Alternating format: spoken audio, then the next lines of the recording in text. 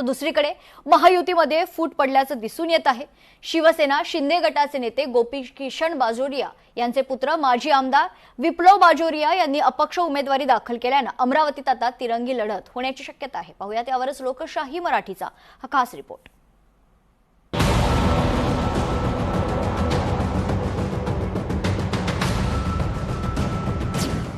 अमरावतीत तिरंगी लढतीची शक्यता। महायुतीचे प्रवीण पोटे सलग तिसऱ्यांदा मैदानात। महायुतीला अंतर्गत कलहाचा फटका बसणार। अमरावतीमध्ये महायुतीचे उमेदवार प्रवीण पोटे पाटील आहेत। ते 2014 मध्ये मुख्यमंत्री देवेंद्र फडणवीस यांच्या कार्यकाळात राज्यमंत्री होते। आता पुन्हा स्थानिक स्वराज्य संस्थेच्या तिसऱ्या निवडणुकीमध्ये त्यांना भाजपनं संधी दिली। पालकमंत्री चंद्रशेखर बावनकुळे यांच्या उपस्थितीत त्यांनी उमेदवारी अर्ज दाखल केला।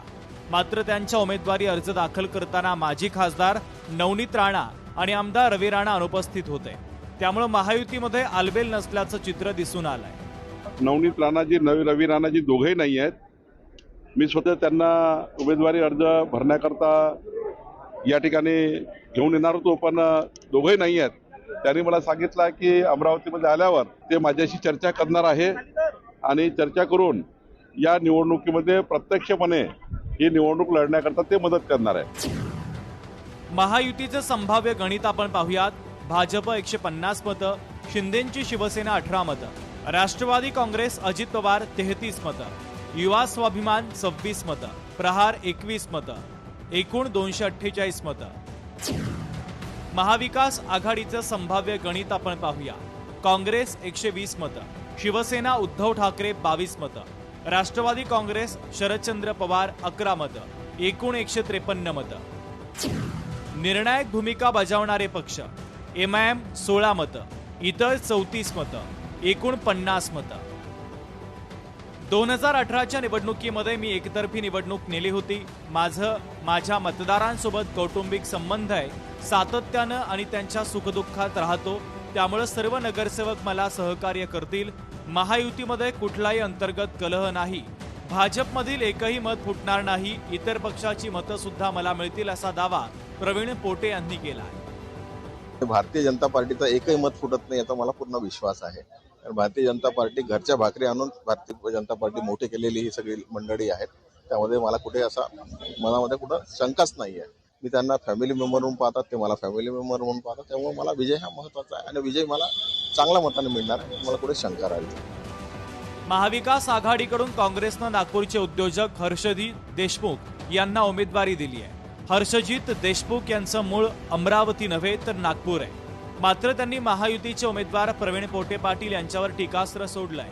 भाजपमध्ये प्रचंड अंतर्गत कलह आहे आणि त्याचा फायदा आम्हाला होईल आणि आमचा विजय होईल असा दावा त्यांनी केला आहे।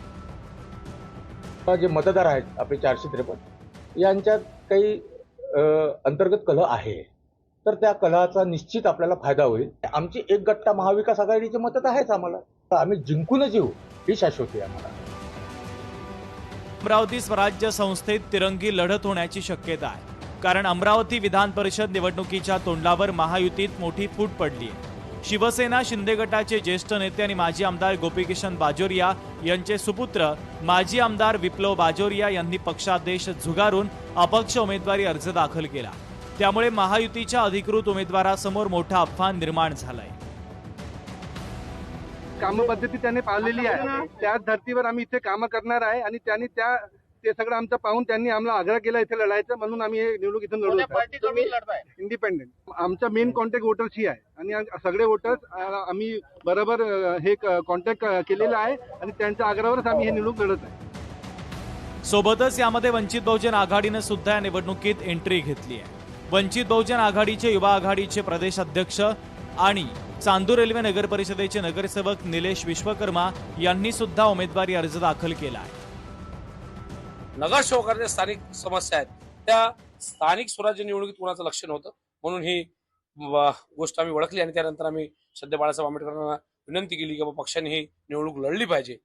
आणि राहिला दुसरा प्रश्न मतांचं, फेरीचं निश्चितच अमरावती जिल्हा या तिसऱ्यांदा मी नगरसेवक आहेत, आता माझी नगराध्यक्ष तिथं गणपती निवडून आलेले आहेत, पक्षाचे अनेक सहकारी आहेत, समविचारी पक्ष अनेक आहेत आणि कुठंतरी हा पर्याय देण्याचा आमचा प्रयत्न आहे।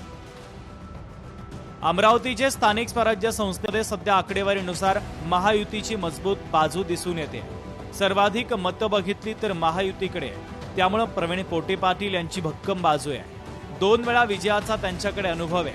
महायुतीच्या मतदानापेक्षा जास्त आकडेवारी त्यांच्याकडे आहे. तर दुसरीकडे महाविकास आघाडीचे उमेदवार बाहेर जिल्ह्यातील आहे आणि महायुतीचे बंडखोर सुद्धा बाहेर जिल्ह्यातील आहे. त्यामुळे प्रवीण पोटे पाटील यांच्या विजयाची शक्यता आहे. मात्र निवडणुकीमध्ये अंतिम क्षणापर्यंत काहीही होऊ शकतं हा इतिहास आहे. तर यात राणा दाम्पत्याची भूमिका निर्णायक असेल.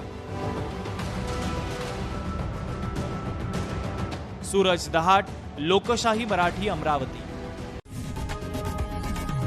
लोकशाही मराठी ऐका, पहा, जागरूक रहा.